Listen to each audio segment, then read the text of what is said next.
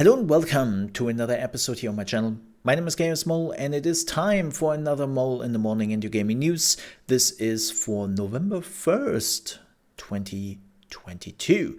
And we didn't even had gaming news yesterday because I took a day off and all that.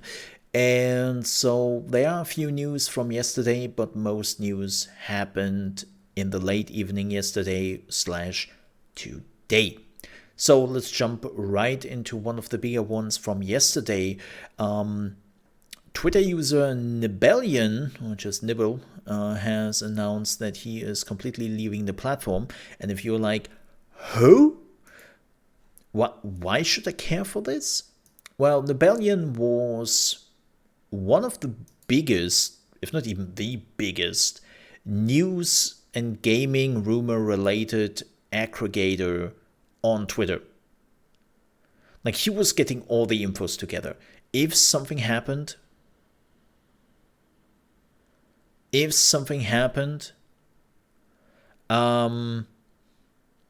he would have posted it first. Yep, he would have posted it first. He also had a lot of rumors, and just in general, like, he was the fastest to get those news together, and even the rumors. So he was really, really good at that, and it sucks that he is now gone completely. And the reality is, why did he go?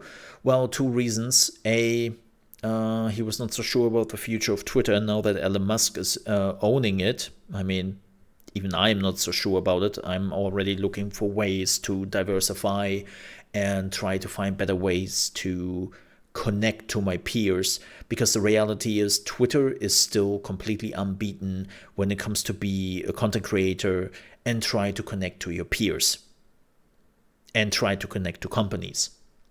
The amount of messages and DMs I was sending to companies on Twitter which were gaming related is just a lot.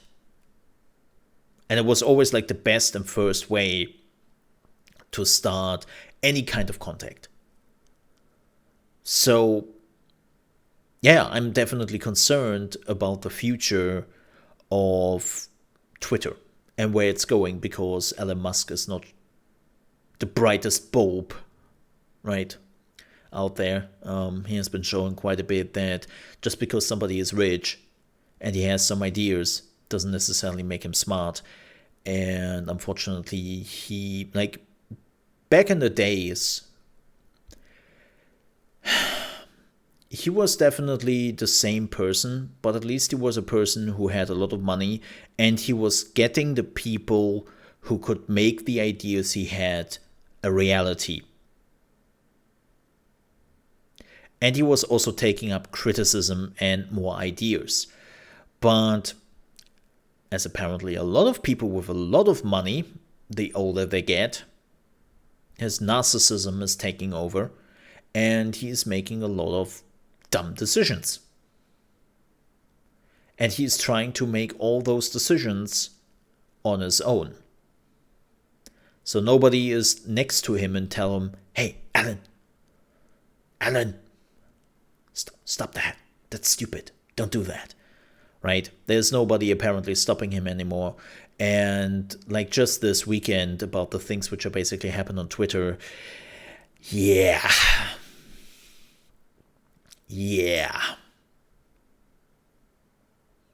This might be the beginning of the end if we are unlucky. So I can totally see that this is one of the reasons why he just said nah. But also one of the other main reasons is money. Nibellion has put in ungodly hours into his Twitter account to do all the information aggregation and giving us the rumors and infos. A lot of news portals also utilized. And just a few weeks ago, he started to monetize that through Patreon. But the reality is, as he said himself, the numbers were just not. They were not good. Like, the numbers didn't allow him to continue. And what a lot of people now pointed out, and I think they are right on this, is it isn't really the community's work to give him necessarily the money for that. It should have been the website, aka Twitter here in this at this part, who should have probably done a lot more to keep him on the website. Like again, he was the news authority on Twitter. Every big news website was using him, was quoting him. It doesn't matter if it was GameSpot, IGN, Games Radar, and whatnot. Like you name a gaming website, they probably have multiple news and articles about Nebellion, and he posted it first. Right? So that means Twitter had a person on their platform who did draw in millions of people to Twitter on a daily basis. And they did exactly zero to keep him on this platform. So what Nebellion in the end did was like, all right, well, can't keep this up. I take a job probably in the industry and I'm out. Yeah, I can totally get that. Totally. So Twitter has to really think this through. Unfortunately, now as I said, Elon Musk is now owning the platform. And yeah. Thinking things through. Wop. I guess. Next news. Oh, this is interesting. Keep in mind, this is a rumor. But Virtuous Montreal, a Canadian-based development studio, has recently uploaded a video to their official YouTube channel where they were just showing about the studio, where they were showing like the studio, where they were talking about what they're working and what they have been doing in the past, yada yada yada yada. But, and this is the big but, in a lot of those snippets of the studio, which was running in the background when they were talking about it, there was a lot of Metal Gear. To be more precise, a lot of Metal Gear Solid Snake Eater. Here's the video in question. Right, where people are basically talking about the work they're doing, how the life is in the studio.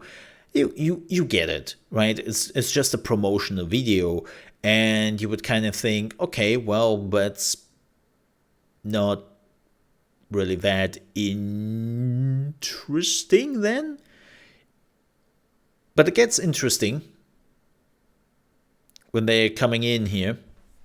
And they're showing like more stuff they're working on. And in the background, you will basically see more and more Metal Gear stuff popping up. So people basically had to stop, right? They had to stop the video and look a little bit around. And I think the first time it's popping up is here. Yeah, this is where it pops up the first. So the artist, who cannot really talk about what he is working on right now, even though like the art looks like suspiciously a bit like Metal Gear stuff. There's the art of Metal Gear Solid in the background. So that's the first thing, which is like popping up in the video. And where people became like really suspicious when it comes to, hey, wait a second, what are you working on exactly? and the studio cannot tell right now what they're working on. Interestingly enough, though, there has been a rumor that the studio actually might have been in a cooperation with Konami, and this was a rumor before this happened, right? So before the video showed up, there was already this rumor going around that Virtus Montreal might actually work with Konami together. So that's rather interesting. I would love to see a Snake Eater remake. Like, it is technically the first game in the series, even though it's Metal Gear Solid 3. And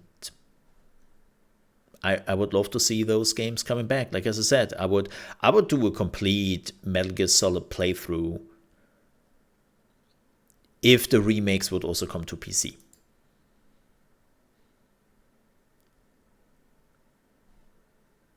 Yeah. So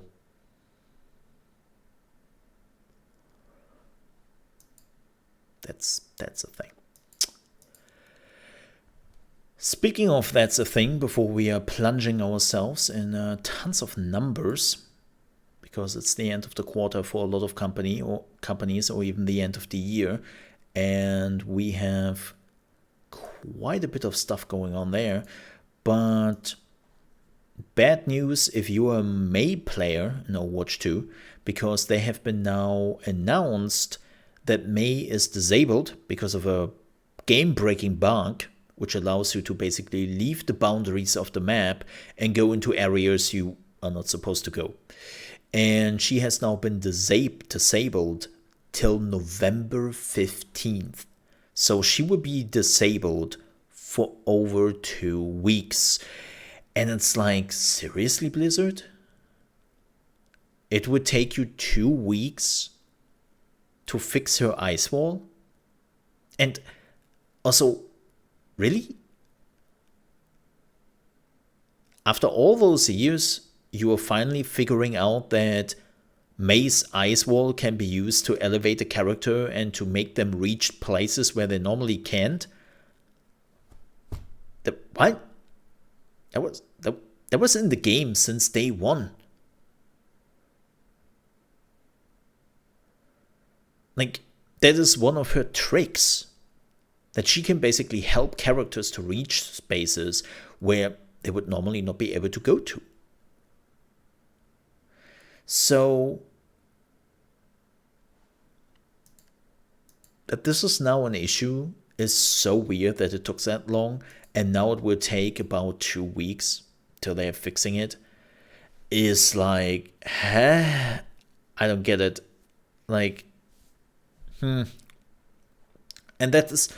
So now you might ask, okay, well, it seems to be like a more game-specific issue. Why are you even talking about it? Because Overwatch 2 is in such weird state right now. Like, Overwatch 2 didn't have a great start. Like, a lot of the things happening in the game and around the game are not great.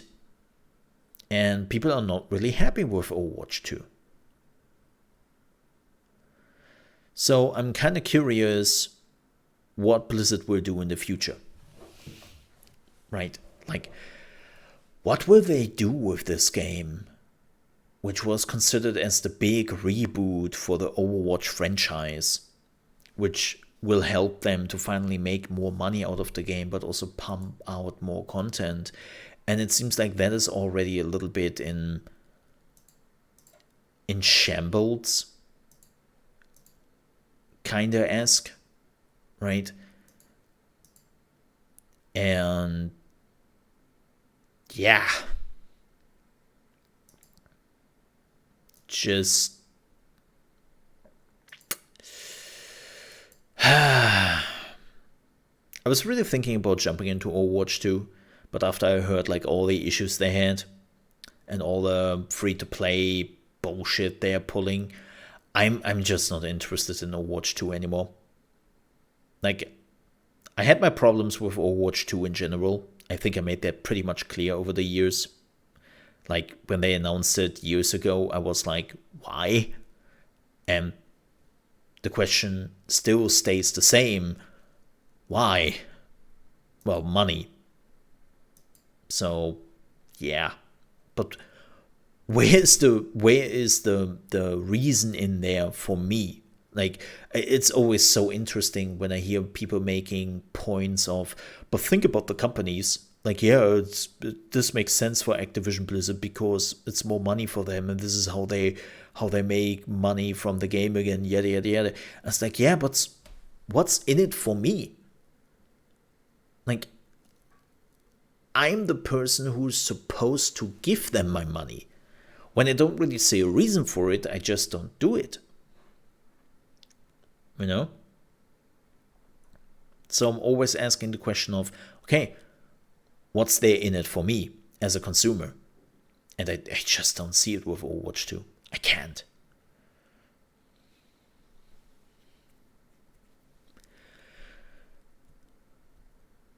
Oh, right. Speaking about Activision Blizzard, let's talk about the company which basically took over Blizzard. Kinda ish. Let's talk about Riot Games.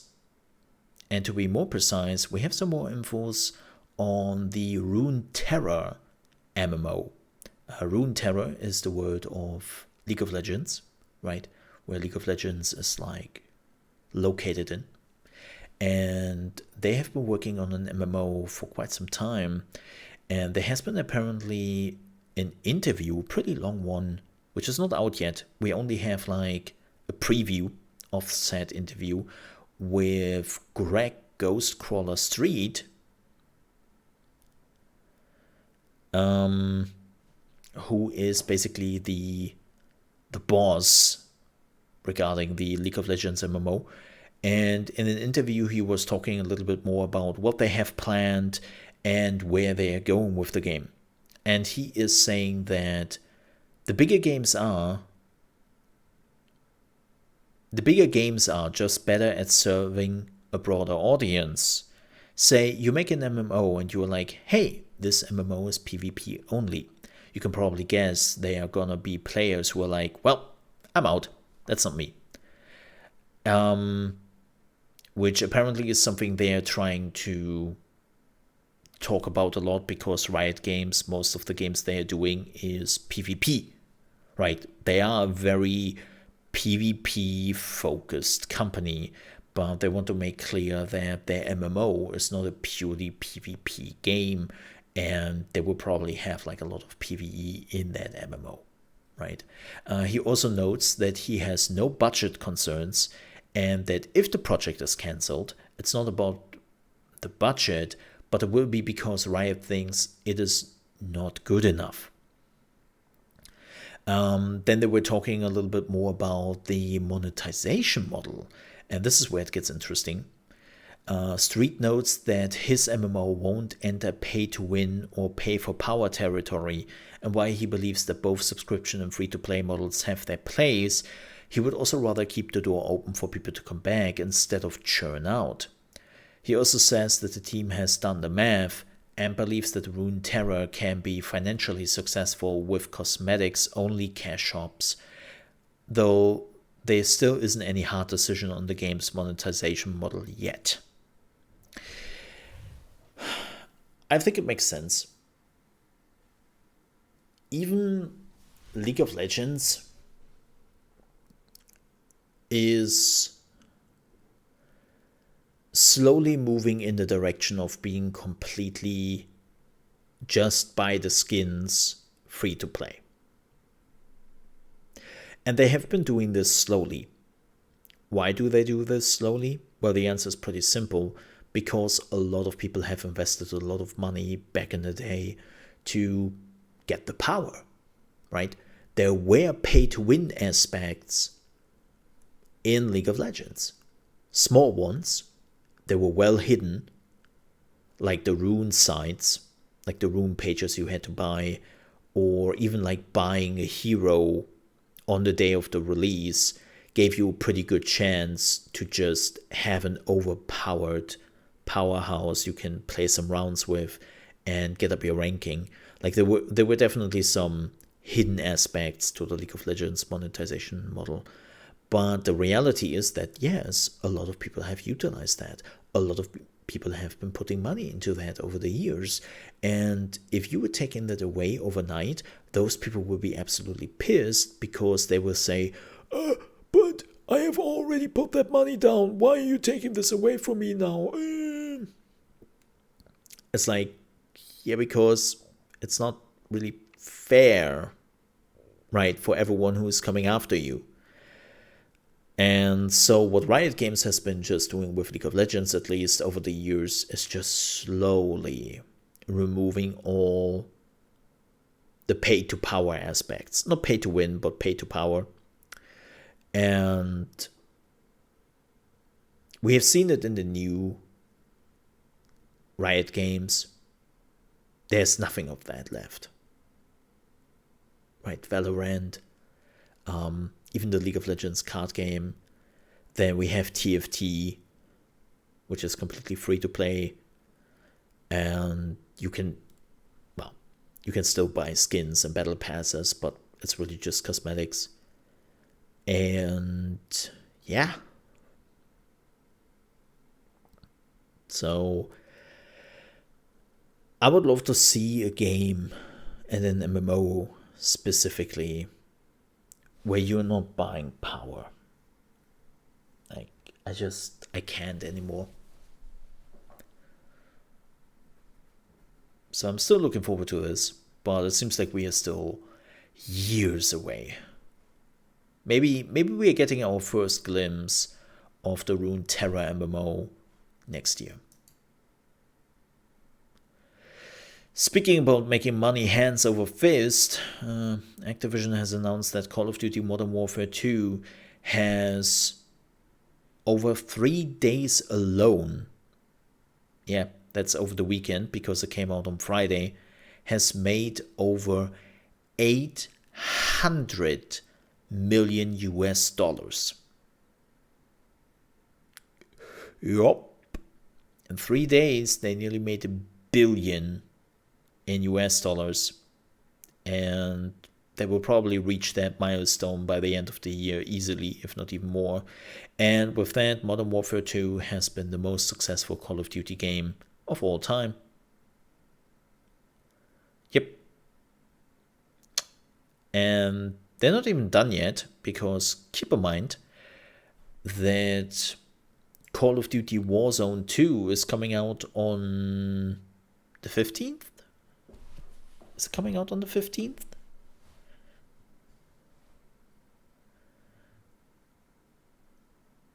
Yeah. I think it's coming out on the 15th, if I'm not completely mistaken. Keep also in mind that Call of Duty Modern Warfare 2 is costing $70. And it seems like a lot of people have been churning out their money. Yep. So, why is it so successful? Well, it's apparently a really good Call of Duty game. Like, the balance is right, the gameplay feels right, like everything is just right. But the reality is also, and we talked about this earlier in the stream, right, is right now, and not a lot of games out. It's if you're not looking at some exclusives, gaming wise, it's pretty dead. Not a lot of games. So it's the perfect time for Call of Duty to just grab a lot of people who don't know what they are about to play right now. Because, yeah, sure, God of War Ragnarok is coming out, Bayonetta 3 is out, but those are exclusives, right? They're not available everywhere. And people just need something to play. Because most of the big blockbuster games, which all should have come out in this fall, are now coming out next year. So, a lot of room for Call of Duty. Yep. Is what it is.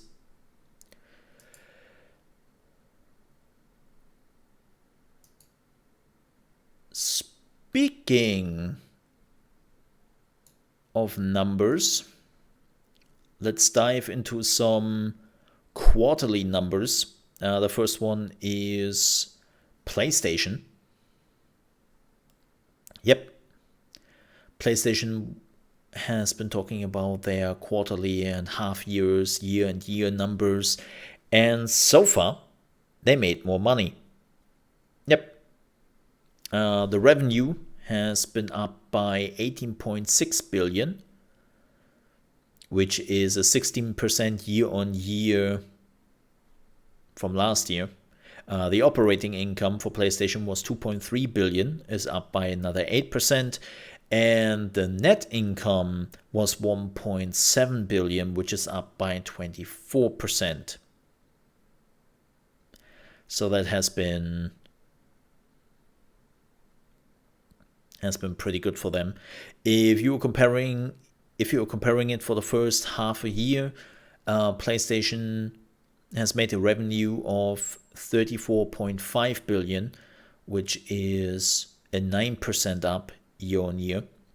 The operating income was 4.4 billion US dollars, which is an up by 9%, and the net income was 3.2 billion, and up by 13%. So again, PlayStation is doing really, really well. But what is also interesting is that the numbers of PlayStation sold stayed the same. They didn't sell more PlayStations year over year. They did sell another 3.3 million, which is kind of interesting because they said that their plan is to sell so much more in a year, and doesn't seem to be the case there yet. Like, the reality is that PlayStation 5s are still getting sold out immediately when they're becoming available, and people are still fighting over those. So yeah, they still have that problem. Also, what is interesting, the PlayStation Plus subscribers have been gone down slightly. They lost 2 million subscribers. Now, with that said, it seems like that more people have been using the new higher tiers where they have to pay more on a monthly basis. And with that said, they basically lost 2 million subscribers, but they made more money. Yep.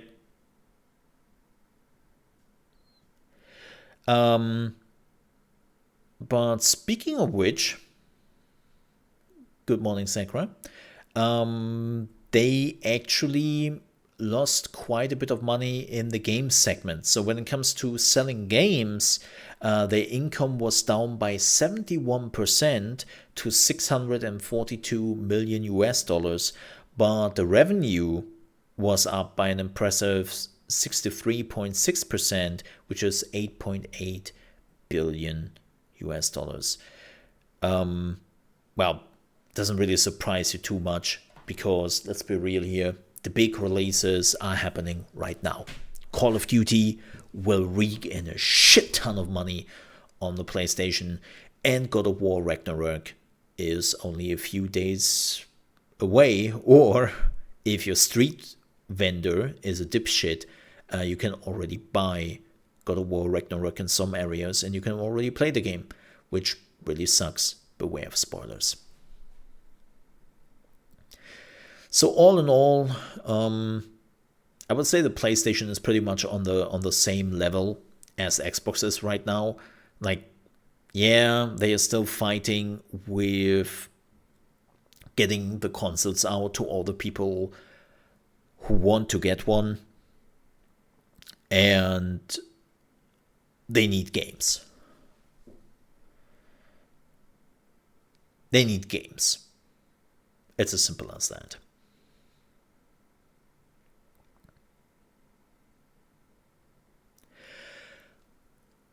All right.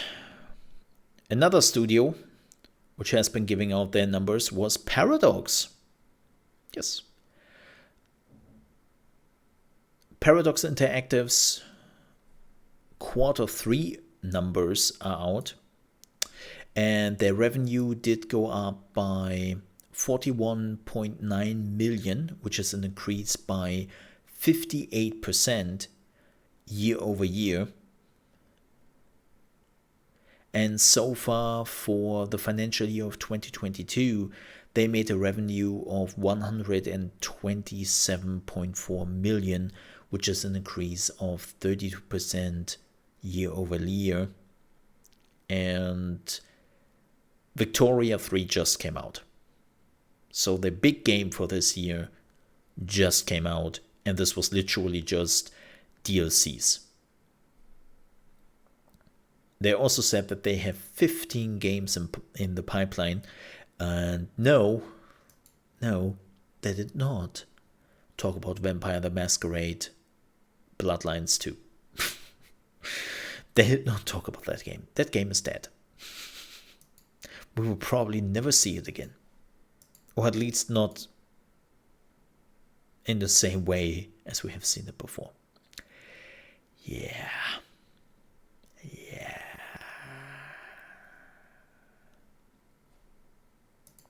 That's the thing.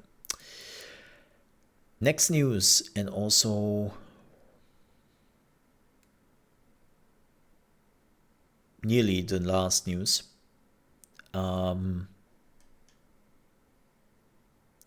Phil Spencer had multiple interviews in the last few days.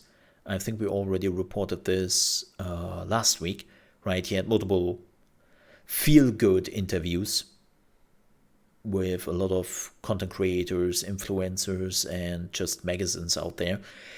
But they're also asking some really interesting and insight questions on what they have planned. Like for Call of Duty, they have reassured again that as long there is a PlayStation they can ship Call of Duty to, they will release Call of Duty on the PlayStation.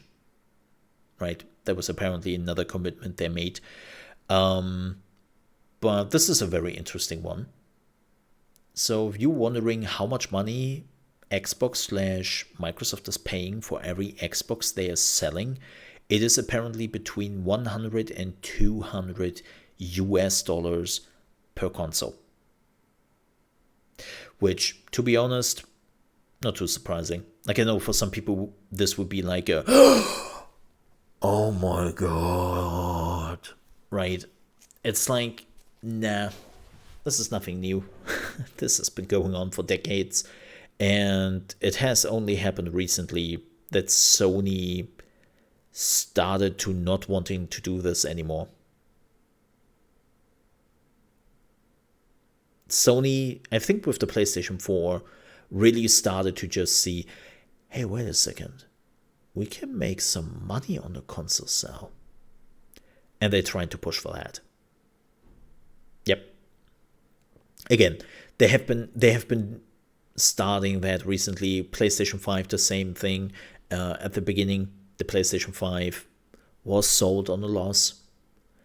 And then now they have just briefly reached a point where it somewhat makes back the cost. Yeah. So again, it's nothing unusual. It's pretty normal. $100 to $200 per console is pretty normal because, well, they don't make the money by selling you a plastic box. They make the money from everything afterwards. It's as simple as that. Nothing new here. Nothing new here. Oh yeah. Quick look to Japan, where apparently NetEase, a big Chinese gaming publisher, the number 2 after Tencent. I know that everyone is always talking about Tencent, and Tencent is the devil, and everyone is completely ignoring NetEase, where I would even go so far to say that NetEase is a bit more of a problematic player in that region. But again, a lot of people are focusing on Tencent because, boo, Tencent. It's like, nah, could you don't forget NetEase here. But NetEase has apparently now opened a new game development studio in Osaka, Japan, which is called GP Track 50. I think that is the weirdest name I have ever heard. And not gonna lie, the logo also looks very interesting, very weird. Let me show you this. This is a picture of the new studio. Yep, it's called GP Track 50. And that's the logo of it. It's like, that's a interesting name for a development studio. Why is this interesting? Well, because the person who is leading this new studio and who is working on a completely new IP, which will wow the world, is Hiroyuki Kobayashi. Yep. And if you're like, Hiroyuki Kobayashi? Where is that? Don't Google it. That's cheating. Hiroyuki Kobayashi is a pretty big video game producer, and he has been working for Capcom for 27 years. 27 years. And then he said, nah, I'm out. I don't want to work for Capcom anymore. And he was one of the creators of the Resident Evil series. Yep. He was working as a programmer on the very first Resident Evil game, and then he was the planner on Dino Crisis. He was the producer on Dino Crisis 2. He was working also on the sequel of Resident Evil 2. Yeah, he has been involved in most Resident Evil games, and I think that's also very important to note, he has been supervising also a lot of the Devil May Cry series. He was the producer on Devil May Cry. He was the producer on Devil May Cry 4. Dragon's Dogma. He was a producer there. So, yeah. He was a pretty big name under Capcom. And then this year, he just announced, I'm out. I'm done with Capcom. And now he's working for NetEase, and he's working on a new game. Yep.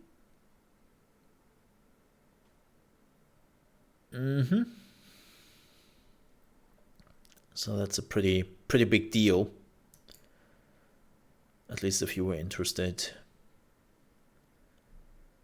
in what is happening in Japan. Next one. This is not a news, but this is a trailer for the gameplay overview for The Evil West. Yes, this is actually a game I'm looking forward to. Evil West is published by Focus Entertainment and is created by Flying Wild Hog, aka the creators of Shadow Warrior. So, let's have a look, shall we? Yes. Welcome to Evil West. That's loud. A dark menace consumes the American frontier. There we go. That's a bit better. To become a Wild West superhero and eradicate the vampire threat. That's mine. In this narrative-driven action-adventure, you'll battle through an explosive campaign. I'm actually looking forward to this. Friend, as myths and legends come alive. Smash! You didn't see that coming. Of the steampunk Wild West feeling. Beasts and bloodthirsty creatures lurk in the shadows, in this twisted vision of the Old West. Okay. You play as Jesse Rentier, a vampire hunter raised by his father William in the ancient Rentier Institute. My father in his office? He is. The last line of defense between humanity and the unrelenting supernatural forces. Jesse is already a well-trained hunter, though he can be unpredictable, rebellious, and stubborn. Maybe you'll make it out of this after all. Fortunately, you can always count on your partner Edgar, a retired Edgar. Rentier agent forced back into action as a deadly vampiric conspiracy Like the name. emerges from the darkness and deals a crippling blow to the Institute. Oh, well, Together, spoilers. you'll lead the counterattack against these monsters, while Jesse learns to accept his growing responsibilities and become a leader. So wait, can you play this in co-op? Explore every corner of the Wild West. From vast oil fields to invested This mines is cool. and mighty canyons to shadowy ghost towns. I'm actually looking forward to this. The As more you I'm seeing of progress it. on your journey, you'll encounter new friends, vital for bolstering your forces against the vampire threat. But even more new foes. Still on your father's leash, I see. Evil West is all about over-the-top, high-octane action.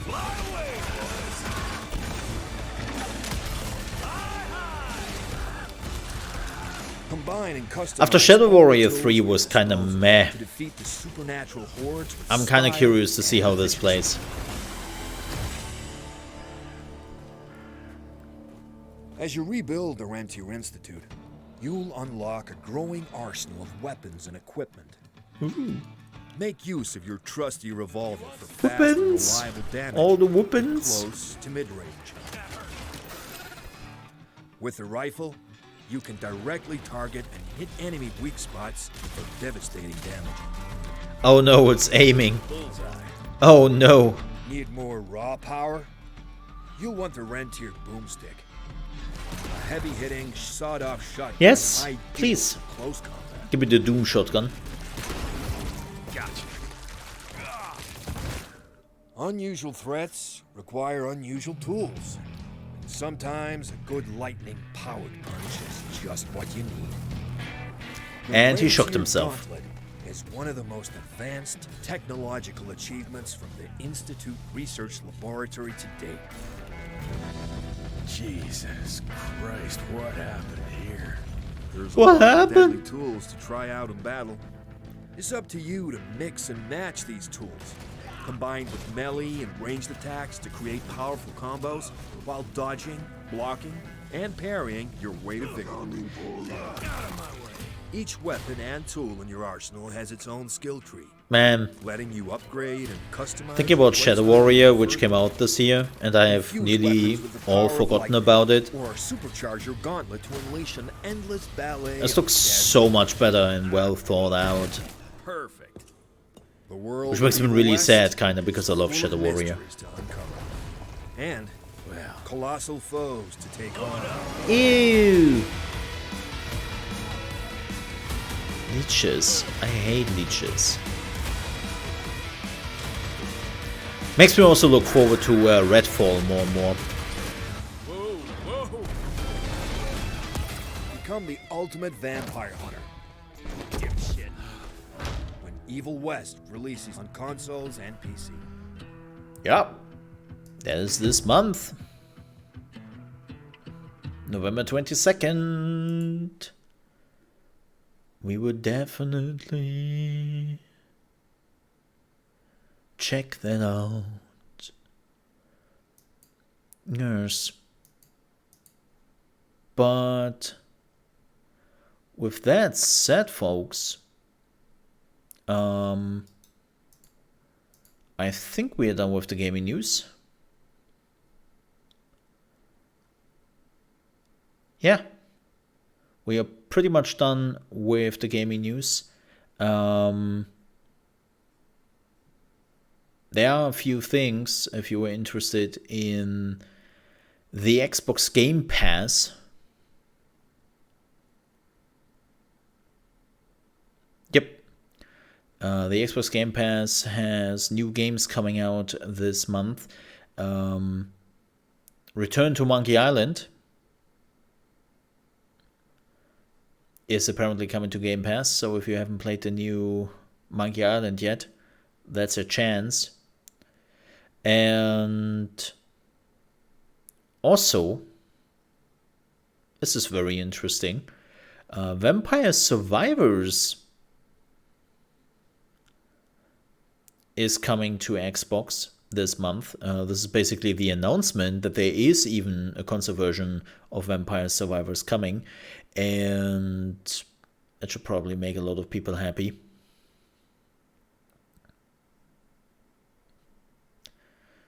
So yeah, that is happening. Did you catch Dwarf Fortress? No. What did I catch there?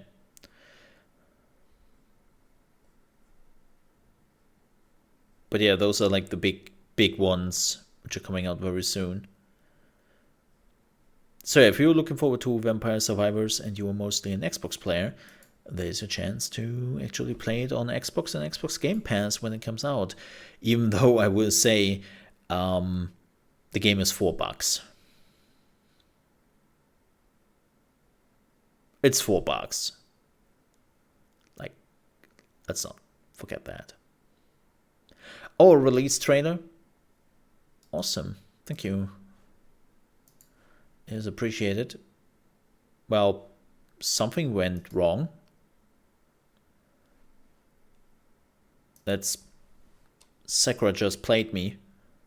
Good job, Sakura. Hell of a job. I got played by my own moderators, it seems. Wop, wop, wop. Yep. When I click the link, when I go there, it says something went wrong. So, unfortunately, it doesn't work. Oh well. Also, we watch that tomorrow together. There is the release date trailer for Atomic Heart coming up. So I'm looking forward to that. But we will talk all about that in the next episode of Mole in the Morning and Your Gaming News, probably tomorrow. Thank you so much for watching. If you enjoyed the news, please make sure to leave a like. And if you're new to the channel, you want to see more daily gaming news coming up here on the channel, I would appreciate if you might to subscribe to the channel. Also, if you ever want to catch us live, you can do so from Monday to Friday, starting at 8 AM ET, which is 1 PM UK time and 2 PM Central European time over at youtube.com/@chaosmole, or you just follow the link in the description. Thank you so much for watching. I see you tomorrow. Till then, stay safe.